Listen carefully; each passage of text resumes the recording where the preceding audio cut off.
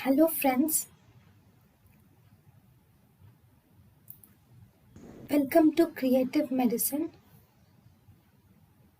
In this lecture, we will learn about Now, what are the clinical features of blowout fractures?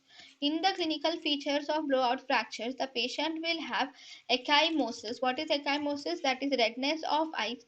There is presence of subcutaneous emphysema, especially if the medial wall is fractured, then the patient might develop subcutaneous emphysema with ophthalmos is seen along with the inferior orbital nerve anesthesia.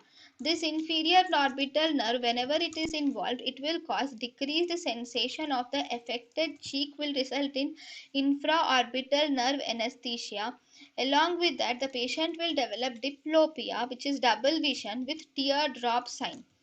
Here, this is how the teardrop sign is. In the teardrop sign, actually, the inferior wall of the orbit is fractured. Result, most commonly inferior wall of the orbit is very weak, and as a result it is fractured.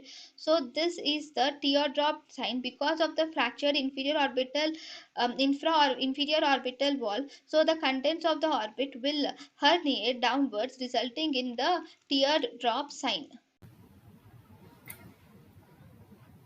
thank you and thank you for watching.